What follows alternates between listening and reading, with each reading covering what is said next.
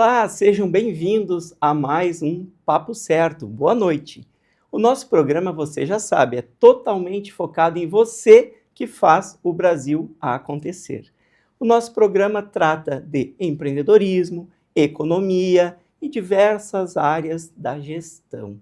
Você pode nos acompanhar aqui pela RS Play, no canal 524 da Claro TV, também no YouTube do Papo Certo, e também pode nos acompanhar lá no Instagram, no @papocerto.com.br. Sejam bem-vindos!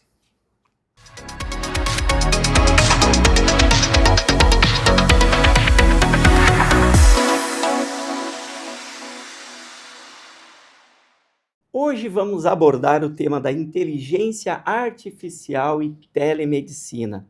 Recebemos, então, para tratar deste tema, a enfermeira Natália Elesbão, que é docente do curso técnico em enfermagem do SENAC, e a psicóloga Cristina Wende, que é especialista em neuropsicologia.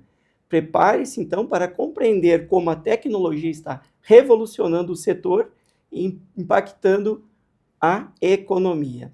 Sejam muito bem-vindas. Bem-vinda, doutora Cristina. Obrigada, Ivanir. Uma honra estar aqui contigo e na presença, na companhia da tua audiência tão qualificada, trazendo um tema tão atual e importante aí para as lideranças e conhecendo a enfermeira Natália.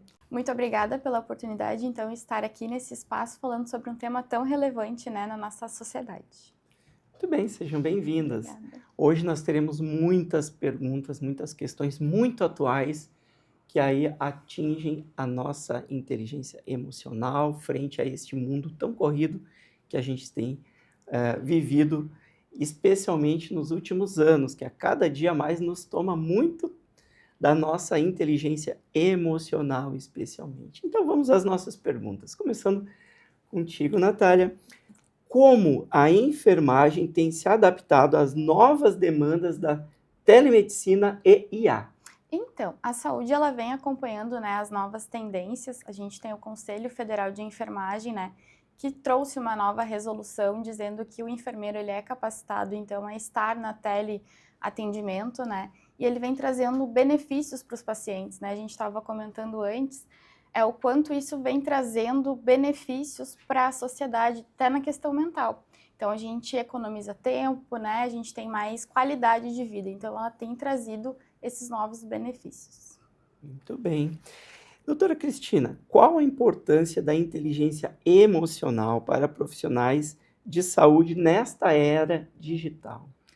Ivanir, pergunta não poderia ser mais propícia. E eu digo que não só para os profissionais de saúde, mas para todos os líderes, diretores, enfim, toda essa parte que tem que gerenciar pessoas. A inteligência emocional ela é fundamental, especialmente nessa era de IA, onde tudo ficou mais acelerado, mas a pressão com isso também aumentou.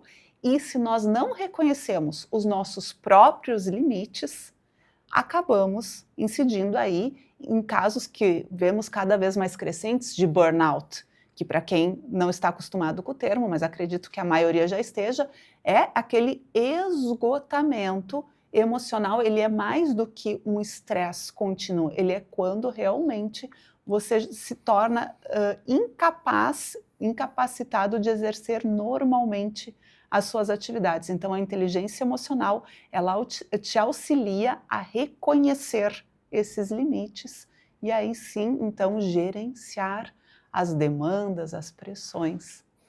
Muito bem. Não somos máquinas. Não Apesar somos de que as máquinas, elas, nos dias de hoje, estão muito aceleradas.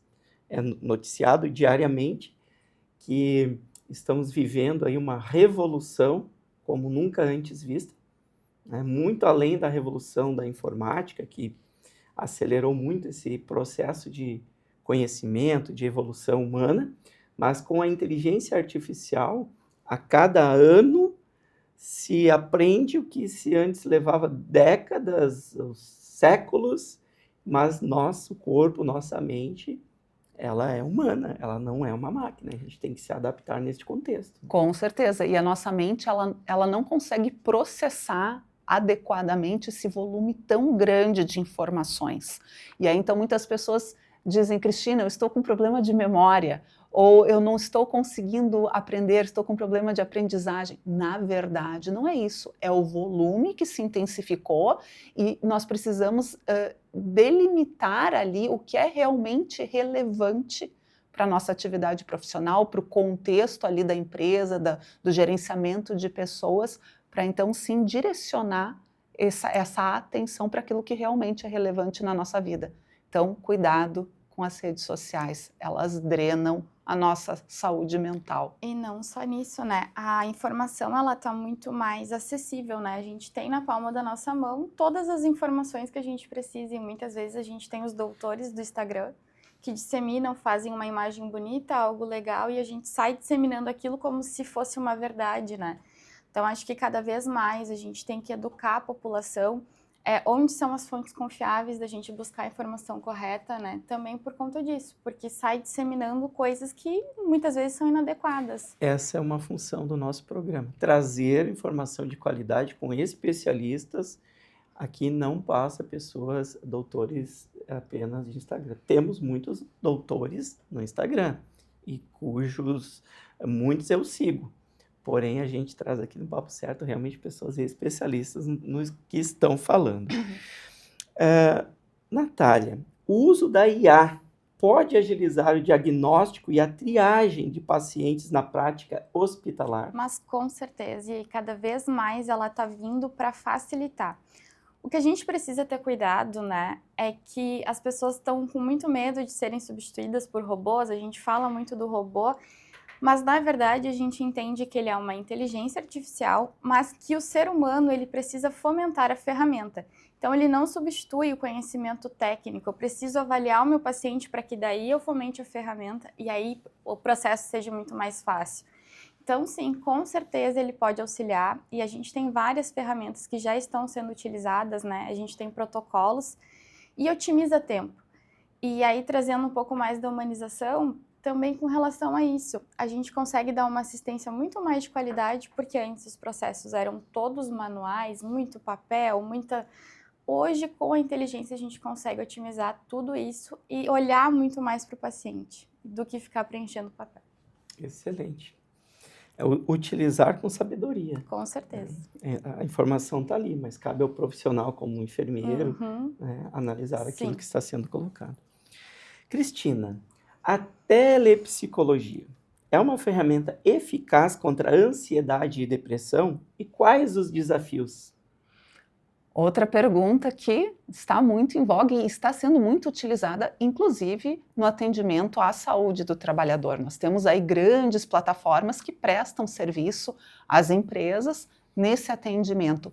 Eu diria, Evanir, que sim, com certeza, a telepsicologia, ela faz o auxílio chegar a diversas localidades que muitas vezes não dispõem de um profissional ou da variedade de profissionais para atender aquela população, aquela empresa.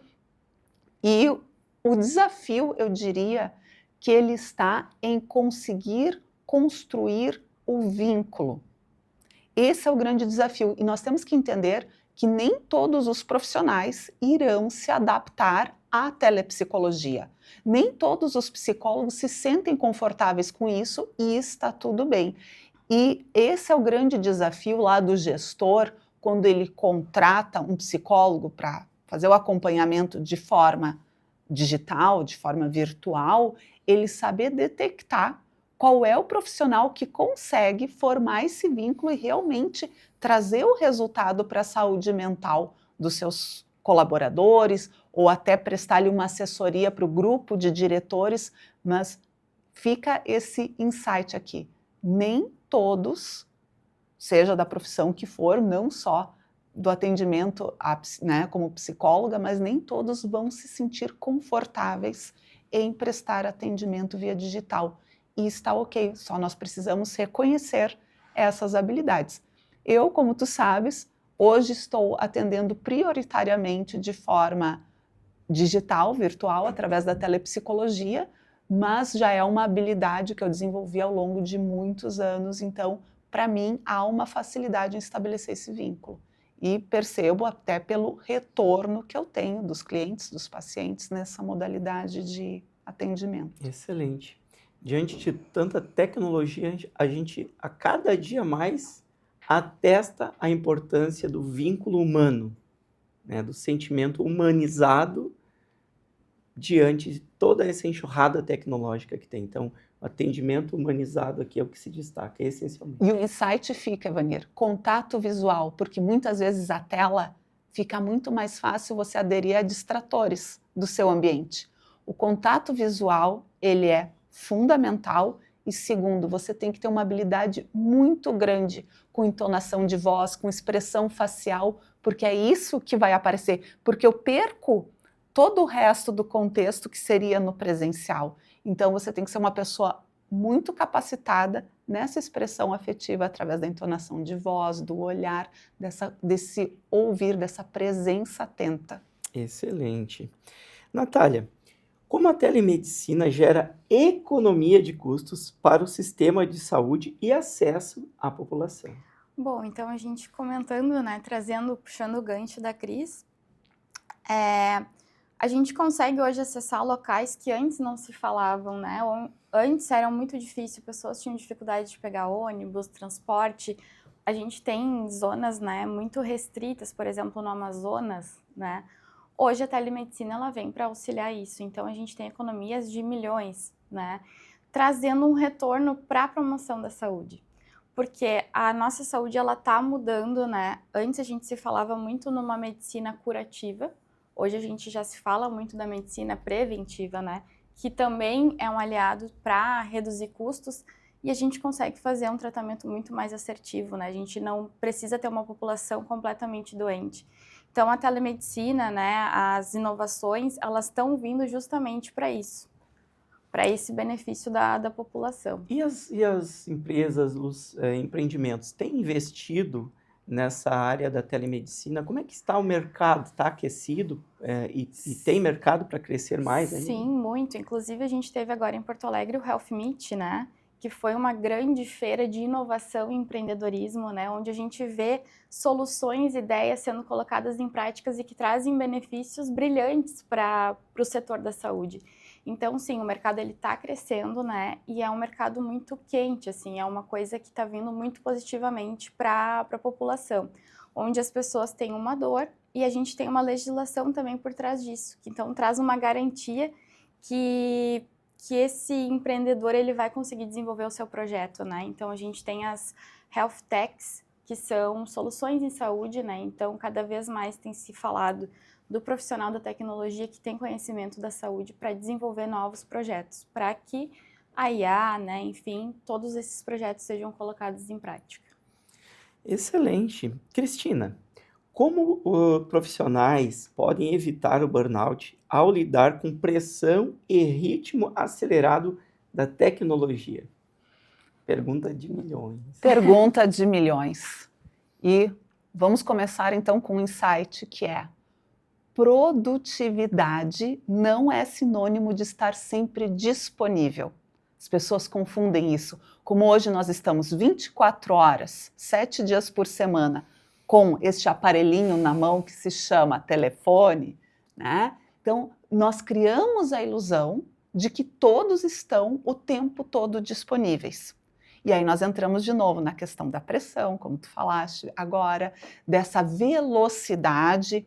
Então, as pessoas perderam muito o bom senso e, com isso, se perdeu a qualidade de vida. Como nós estávamos falando nos bastidores, sempre tem umas conversas aqui muito enriquecedoras antes do programa, não é, Vanir? Sim. Natália? Sim.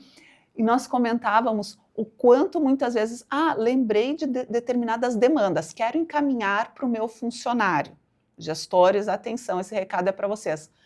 Escrevam ali a mensagem, o e-mail, o WhatsApp, o que for, mas deixe ali e só envie no outro dia pela manhã no horário comercial. Está tudo bem você querer adiantar a sua parte ou se organizar mentalmente, mas lembre-se que para que seu funcionário seja produtivo, ele também precisa do descanso, ele precisa sentir a qualidade de vida junto à família, às suas outras atividades, porque nós somos seres, né, sociais, nós temos outras necessidades.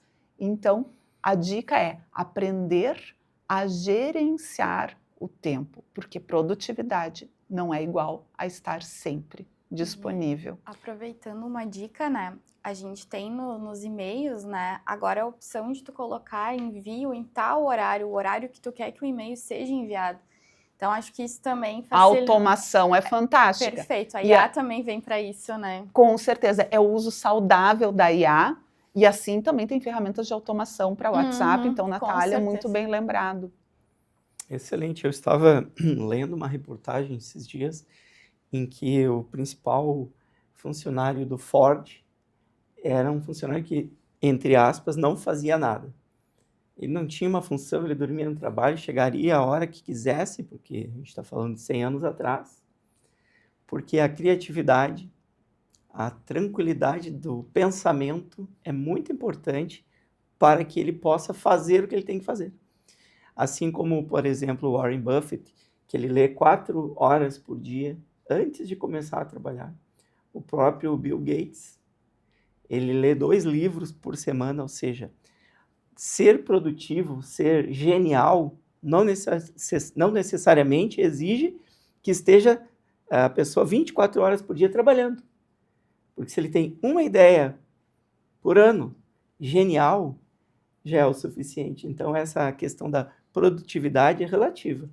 Então, ter a mente tranquila e gerenciar as redes sociais, e-mails e demandas, realmente, doutora Cristina, é essencial. O que tu falaste agora, vou resumir em uma frase que eu costumo entregar nas minhas palestras, que é um cérebro tranquilo e seguro, ele é um cérebro criativo. Com certeza. Porque quando nós estamos lá com o nosso cérebro límbico, que é o nosso cérebro mais primitivo, sobre sobrevivência e que está sempre alerta, avaliando os riscos do ambiente, nós funcionamos em um nível de estresse alto, cortisol, né? Então, o nosso cérebro, ele não tem tempo para ser criativo, porque ele está ocupado demais, focado na sobrevivência. Só que quando esse cérebro instintivo, ele está tranquilo, ele está seguro, ele tem espaço para ser criativo, porque aí a nossa atenção vem para onde? Para o córtex frontal, que é onde eu consigo olhar o meu entorno, avaliar as questões e ativar todas as áreas também que nos auxiliam nesse processo criativo. Então, um cérebro tranquilo e seguro é um cérebro criativo. Muito Fica bem. a dica para os gestores mais uma vez. Natália, quais são as maiores oportunidades de empreendedorismo para a enfermagem na saúde mental? Nossa, nós temos diversas, né? Como a gente está falando aqui, criatividade, né? Então, hoje a gente pode cocriar, a gente pode criar diversas ferramentas. Então, assim, a gente tem aplicativos, né? Inclusive, a gente tem uma ferramenta, inclusive, que eu estava trabalhando, beira-leito de UTI, então, que é todo touch. Então, assim, são ferramentas que durante o processo de trabalho a gente vai pensando, isso aqui se eu fizesse desta forma, e aí a gente usa a criatividade. E hoje a gente tem a oportunidade de poder criar tudo na palma da mão, né? Então, são diversos meios que a gente pode utilizar. E temos novos exemplos de empreendedorismo surgindo na área de enfermagem? Com certeza. A gente tem uma plataforma onde enfermeiros podem, não sei como tratar muito bem essa ferida. A gente tem uma plataforma exclusiva de feridas crônicas, onde o enfermeiro em São Paulo, Amapá, enfim, pode tirar uma foto e tem uma IA que vai dizer, olha, essa ferida tem isso e detalhes, né, da ferida, Sim. seria sugerido usar esse curativo. A gente tem uma ferramenta que a gente utiliza beira-leito de UTI, que otimiza o processo de saúde do paciente durante a internação. Então, são várias ferramentas que estão sendo criadas, né? Então, é bem interessante. Inclusive, no Health Meet, tinha novas inovações também. Excelente. Eu que não sou da área, sou da área da economia, para nós é muita, até ficção, imaginarmos um diagnóstico feito por uma máquina à distância, mas é excelente, isso ajuda muito, né? E traz muita economia também, né? Com certeza. Mas, volto a dizer, o importante é que a máquina ela não substitui o ser humano. Quem vai fomentar essa máquina é um profissional qualificado e ele também precisa saber classificar. a ferramenta ela tá ali para auxiliar nesse processo, porque muitas vezes tu vai utilizar algo que não estava tão adequado, mas com a ferramenta certa tu consegue ser muito mais assertivo e o paciente tem um ganho, né, muito grandioso, né, para a qualidade de vida dele. Muito bem, excelente. Doutora Cristina, o uso de chatbots e apps pela IA no suporte psicológico é uma ameaça ou um auxílio para vocês da área? É uma ameaça e não é uma ameaça leve, é uma ameaça gravíssima e eu não digo para nós profissionais da área, mas para quem utiliza, porque existem nuances que um chat ali, ele não vai captar. Nuances emocionais, comportamentais, ele vai, como a Natália disse, trabalhar em cima daquilo que o ser humano fomenta.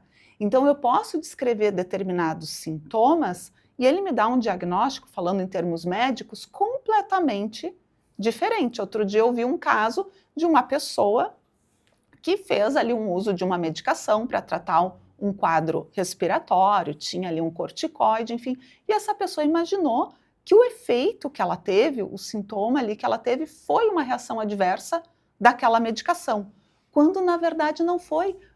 E essa pessoa colocou no chat GPT ali os sintomas e que estava fazendo tratamento, o uso da medicação, e o chat GPT direcionou para um diagnóstico na área dos intestinos, algo totalmente como um efeito adverso daquela medicação, quando, na verdade, essa pessoa buscou, graças a Deus, auxílio médico, foi na consulta, o que ela tinha? Na verdade, ela teve um caso de cálculo renal.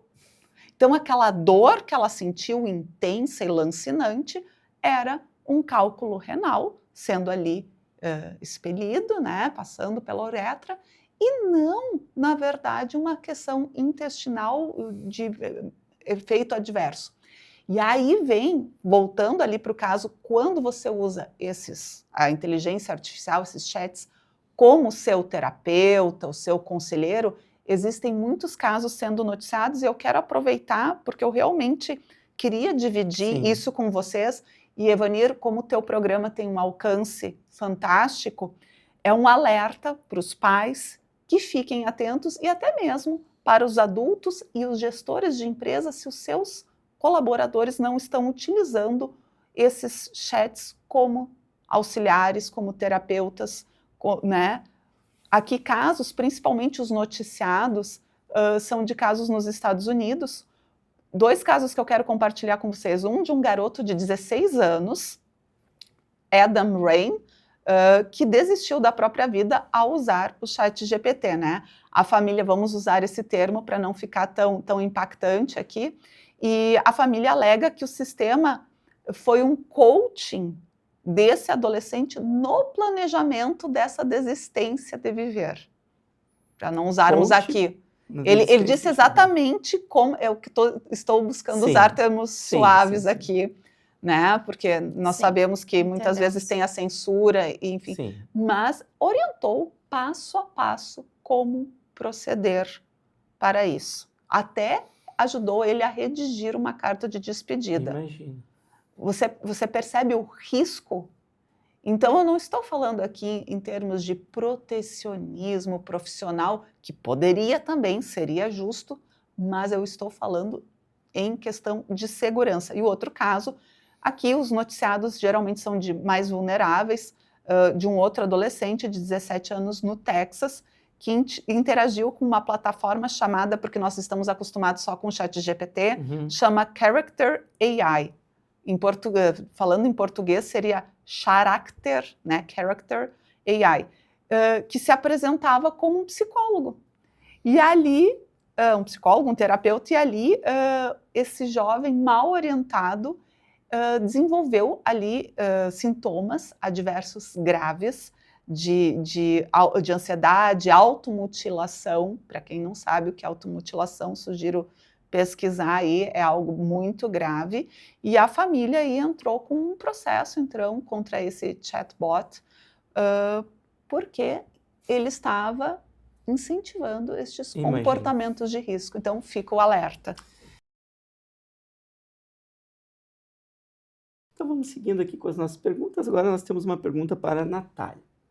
O Rio Grande do Sul tem incentivos fiscais, né, ou programas específicos para startups da área de saúde? Pode falar um pouquinho para nós também sobre a sua experiência nesta área? Claro, nós temos o Inova RS, né, que é um incentivo do governo, e nós temos polos tecnológicos, né? Então a gente tem o polo da Tecnopuc, nós temos na Fevale e no Hospital de Clínicas também. O que acontece? No polo da PUC, a gente tem nichos onde as startups têm espaço para entender como é que funciona, porque muitas vezes eu tenho uma ideia e eu não sei muito bem como elaborar ela. Então, nesses polos, eles conseguem ter todo embasamento de como desenvolver a ferramenta. Então, eles conhecem profissionais da tecnologia que podem auxiliar com o processo da saúde, porque ideias são muito vagas. Então, eu preciso descrever isso e como que eu transformo isso num aplicativo. Então, eu tive a experiência recentemente de trabalhar com a plataforma Legna, que é cuidados intensivos, que eu comentei um pouquinho antes, né? Então, o que ela faz? Ela consegue fazer todo o processo que seria manual, papel, na versão digital. E isso integra com o sistema do hospital. Então, ele é um tablet que tu vai beira-leito da UTI, tu só vai clicando os parâmetros que tu quer e ele desenvolve isso numa anotação de enfermagem, anotação médica, né? E consegue dar os parâmetros e as escalas também. Por que isso, né? A gente torna o atendimento muito mais humano. A gente entende que se a gente otimiza o tempo, né, a gente consegue tornar o atendimento muito mais humano. Então, a gente consegue olhar para esse paciente com muito mais carinho, não que eles não olhem, né, não é isso. Mas eu consigo fazer mais coisas otimizando melhor o meu tempo. Então, foi essa a minha experiência e acredito muito no poder da inovação. Né? Eu acho que cada vez mais a gente precisa ter incentivos porque tem muitas ideias bacanas no mercado, né? Elas só precisam ser melhor divulgadas, né? Então, volto a dizer do Health Meet, é um momento que a gente deveria ter mais espaços como esse para desenvolver essas novas ideias. E a senhora acredita que esse programa do Rio Grande do Sul ele é acessível aos empreendedores? Onde que eles devem procurar? Quem deve procurar para ter acesso a este programa? Acredito que assim, sim, com certeza. Eles devem procurar esses polos, né? Porque eles geralmente já sabem o passo a passo, como fomentar a ferramenta, né? Como desenvolver. Tem espaços no Sebrae também, então, que eles desenvolvem o processo do empreendedorismo, né? Então, eles andam junto, inovação e empreendedorismo. Para a enfermagem, a gente tem, então, o pessoal que faz a parte da inovação e empreendedorismo, então, a gente tem um nicho bem específico. Porque para nós, quanto enfermagem, é um nicho muito novo, né? Pouco se fala também. Então, a telemedicina, né, a teleatendimentos é um momento muito novo. Então, a gente precisa, aos pouquinhos, a gente está conhecendo o processo todo juntos. Procurar essas instituições é a dica que fica. Isso aí. Muito bem.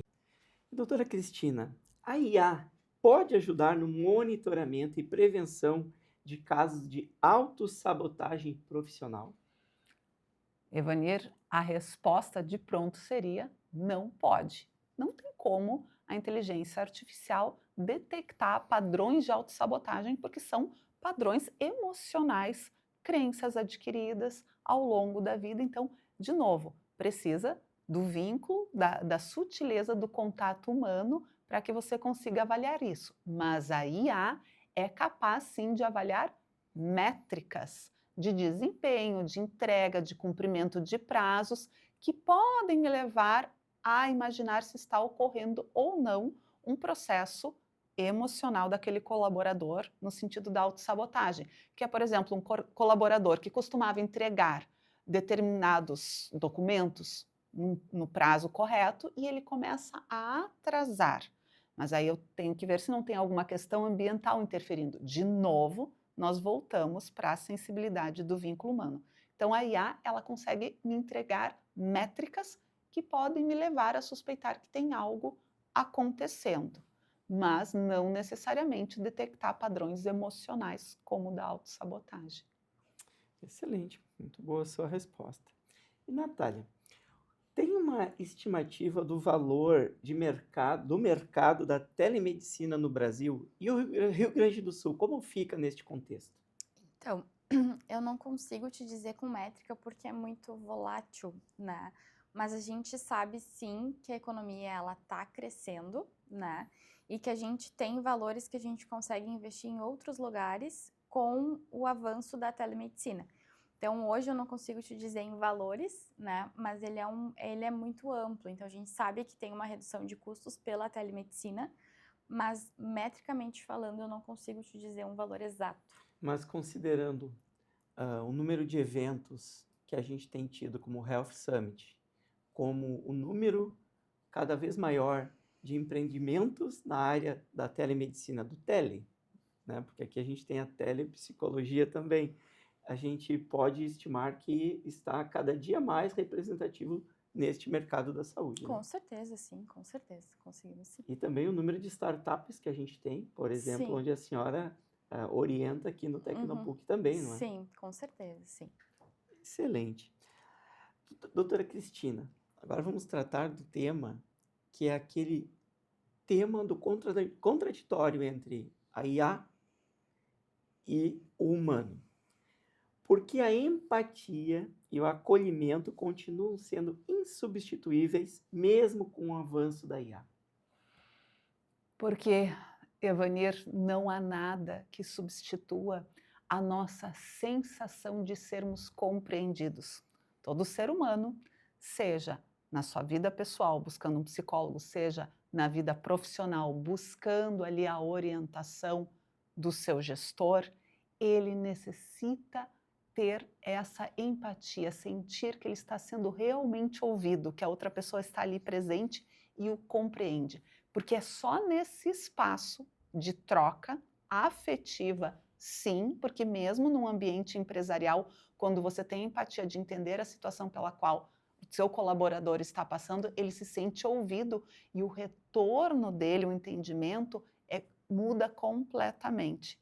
E a IA, ela nunca vai novamente ser capaz de detectar essas nuances. Então, nós não podemos confundir a precisão de um meio tecnológico com o discernimento humano, porque só nós somos capazes de fazer esse juízo de valor de forma adequada, com discernimento, com responsabilidade. A IA não tem muito essa questão da responsabilidade daquilo que ela, entre aspas, prescreve, não é mesmo? Já o profissional, a pessoa, o ser humano, ele tem essa capacidade de analisar antes de prescrever. Se realmente aquilo que vai ser dito tem essa consequência. Eu acredito que esta seja uma barreira entre a IA, inteligência artificial, e a inteligência humana. Que a IA, ela tem um diagnóstico que ela prescreve, independentemente da consequência daquilo. Já o humano, ele vai antes, né, filtrar aquilo que vai ser falado. E Essa como questão você do comunica, filtro. perfeito, porque é como você comunica, o tom que você dá.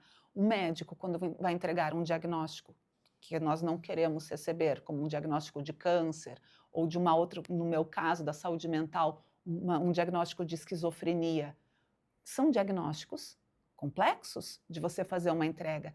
E o profissional, ele vai saber como apresentar a situação e já de pronto apresentar as medidas em torno desse diagnóstico. Agora, uma IA não vai saber dar esse retorno. E no caso dos gestores, o desafio de muitas lideranças, Evanir, é aprender a como dar esse feedback.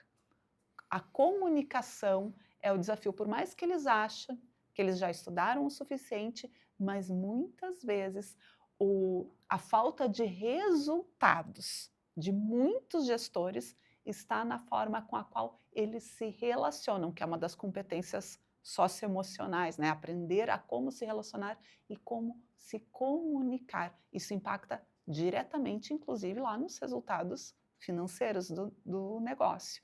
Então, é isso que tu acabaste de falar. O digital nunca vai substituir o humano, porque o humano é o que fomenta esse digital e o humano está sujeito a um aprimoramento constante, que dirá a IA. Excelente.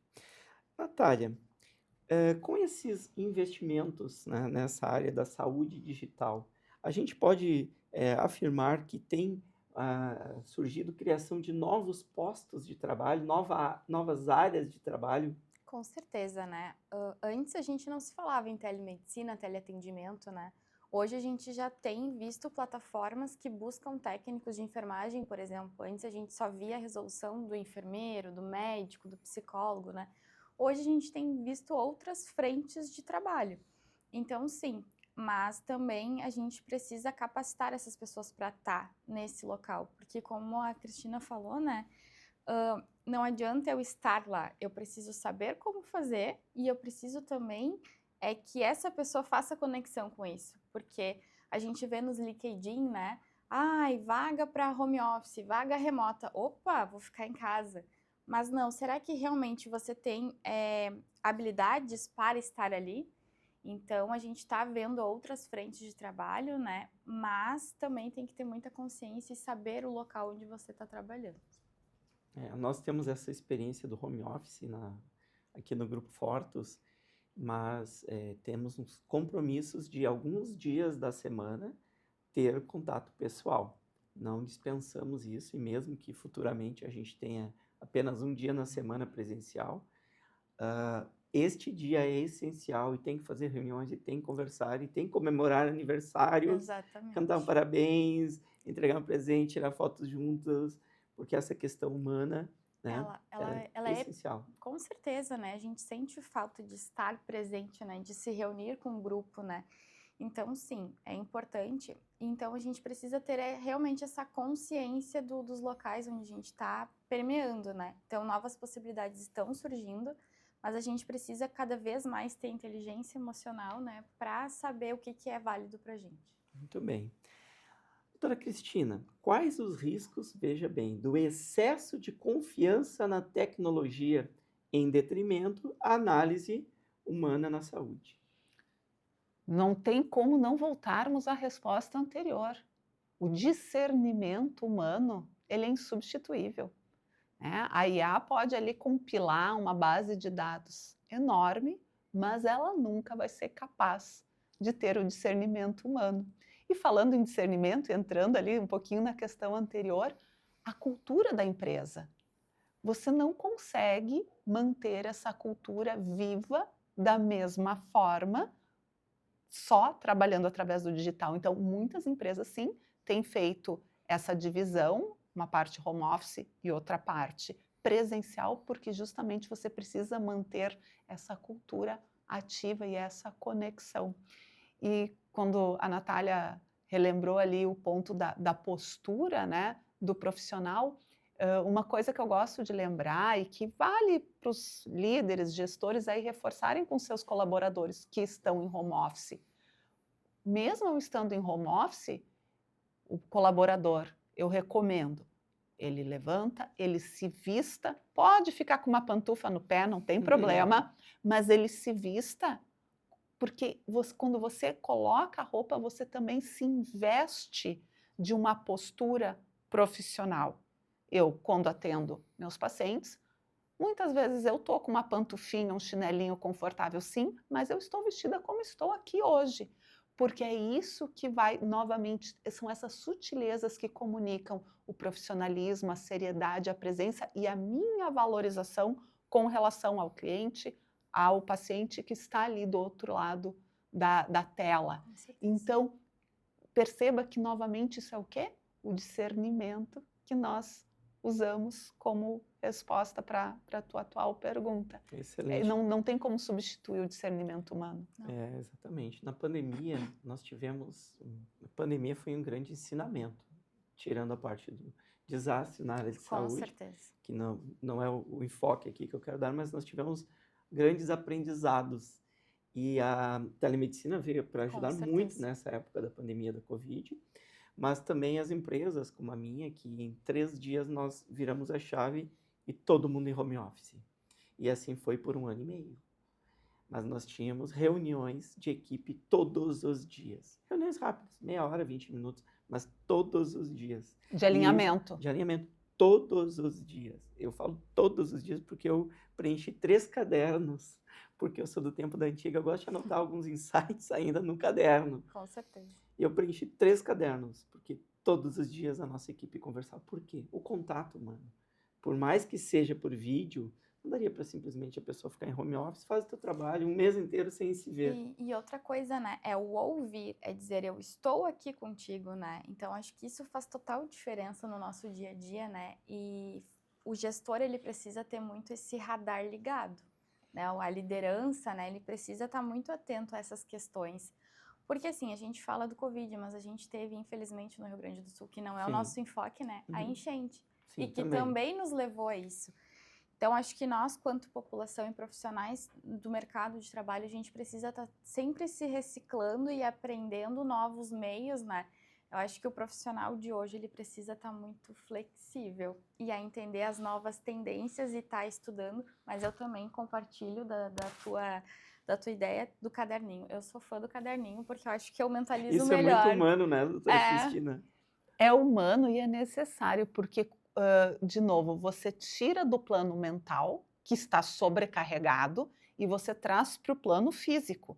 Isso não tem nada de esotérico, isso é neurociência Sim. pura, porque você vê ali o seu pensamento se materializando através da sua escrita e você consegue elaborar e criar uma resposta muito mais eficiente para aquela questão, Com para certeza. aquele problema de gestão, teus insights para a próxima reunião também de conduta.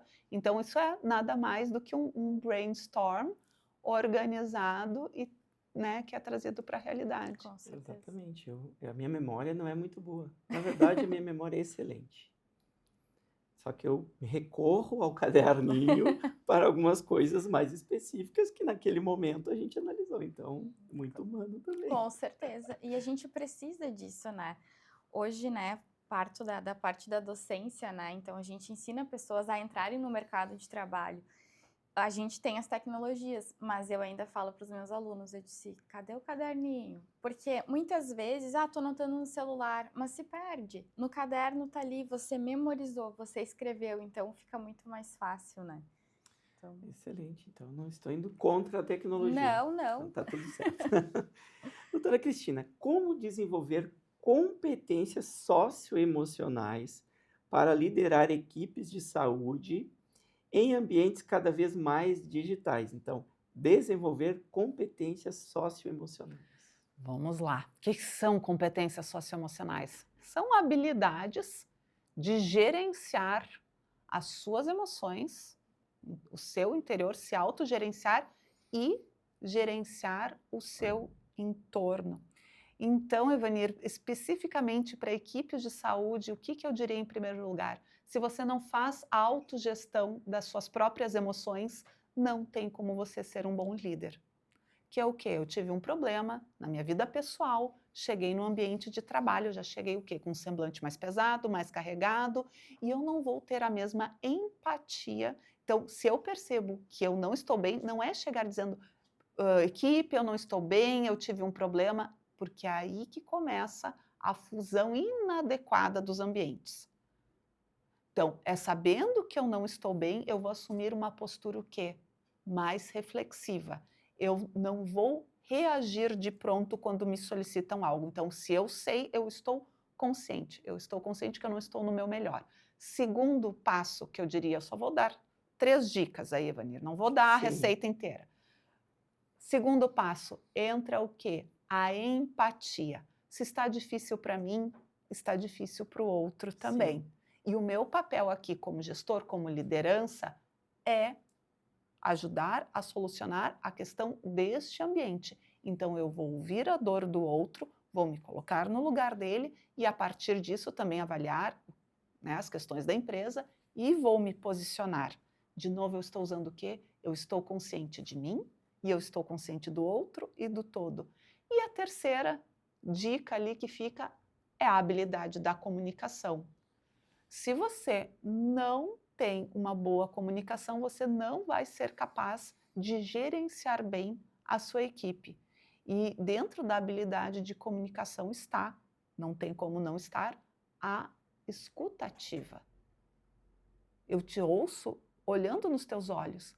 Não estou te ouvindo e fico mexendo no telefone. Pode continuar. Ou equipes de saúde, vamos lá, estou preenchendo um prontuário, seja manual, seja online. Estou te ouvindo, senta aqui. O colaborador, ele vai se sentir ouvido e atendido, ele vai sentir que ele tem esse suporte, essa segurança da liderança.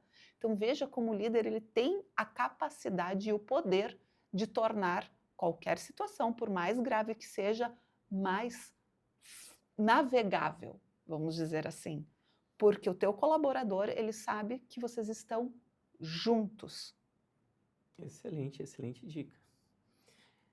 Posição, então, mais reflexiva. Autoconsciente, eu diria, Autoconsciência, né, de como eu estou naquele momento. comunicação e empatia. 3 dicas É o trio. essenciais. Tem um outro trio lá que fecha, mas esse fica... Fica para o próximo programa. Exatamente. Enfermeira, professora Natália. O que falta para o investimento em telemedicina se tornar uma realidade maior nas pequenas clínicas do nosso estado? Eu acho que falta, primeiramente, conhecimento, porque o que eu não conheço me assusta.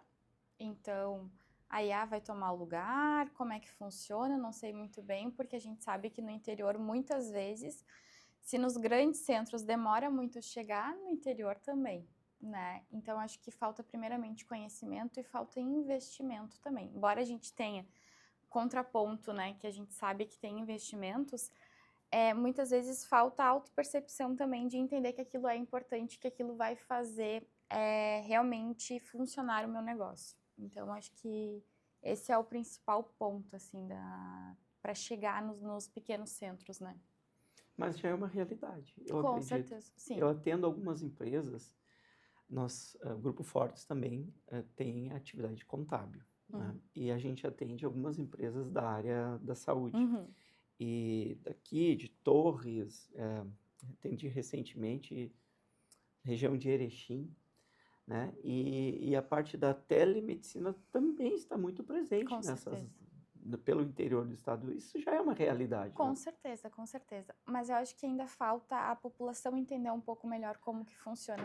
E também tem uma parte da população. Com certeza, porque o meu público, né, o meu público-alvo, ele tá entendendo que aquilo é importante, como é que funciona, né? Então, acho que falta mais a gente divulgar como que funciona a telemedicina, por exemplo. Isso seria o poder público que faria? Sim, poder público, privado, né? Então, acho que também falta divulgar como que funciona uma telemedicina, porque a gente precisa pensar na nossa população, é uma população idosa, né?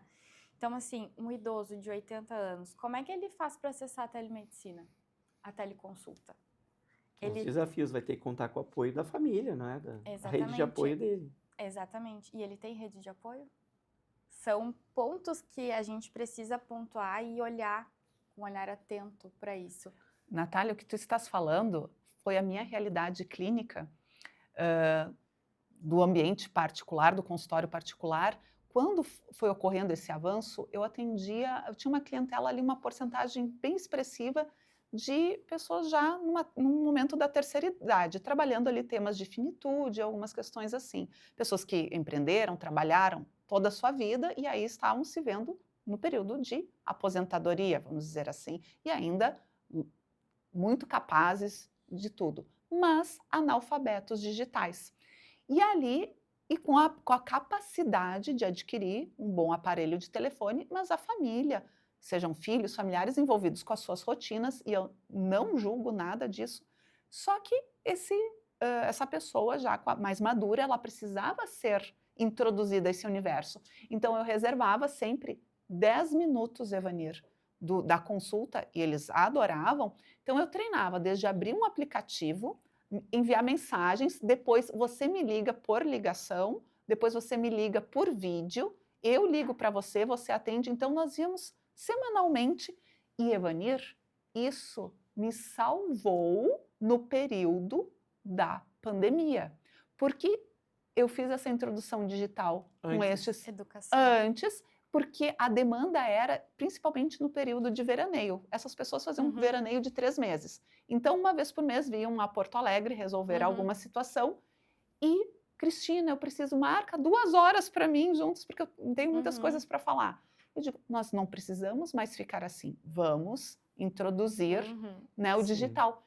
E foi, vamos dizer assim, talvez seja um case aqui profissional, Sim. de business mesmo, foi esse insight de fazer essa introdução que privilegiou que eles pudessem receber esse atendimento sem depender da Sim. família. Mas aí eu entendo que é uma clientela diferenciada, com poder aquisitivo diferenciado e que não é a E realidade da o população. programa de saúde da família pode ajudar isso, Com certeza. nessa conscientização da tendência. E um dos pontos que tu trouxeste anteriormente, né, com relação às pessoas precisam saber, né, inovação. Por que que um técnico de enfermagem, um enfermeiro, um médico, enfim, não cria um programa que educa socialmente essas pessoas idosas? Porque Sim. hoje as consultas são todas marcadas pelo aplicativo, né? Excelente. Vamos aqui para o nosso último minuto, então, doutora Cristina, se puder deixar o seu recado final aí sobre esse mundo da tecnologia e a saúde mental, uns 30 segundos. A tecnologia ela deve ser uma ferramenta para facilitar o acesso à saúde, né, Evanir, Natália? Então, para pessoas economizarem seu tempo ou pessoas que estão em localidades mais afastadas, no gerenciamento das equipes, mas entender sempre que ele é um facilitador e não um substituto. Excelente. Então, a conexão humana, seja na empresa, seja no ambiente empresarial, mas de saúde, o contato humano, o discernimento humano, ele é insubstituível. Natália? Claro, vamos lá. Eu acho que o mais importante de tudo é entender que a conexão humana, ela não vai ser desfeita. A gente precisa de pessoas fomentando as ferramentas e que o conhecimento, ele salva vidas. Então, acho que a gente precisa aprender a entender a inteligência artificial. Acho que era isso. Muito obrigada. Muito obrigado, doutora Cristina, Natália, e especialmente a você que nos acompanhou até aqui no nosso Papo Certo. Não perca o nosso próximo programa, nós vamos tratar de como lidar com o caos. Não percam!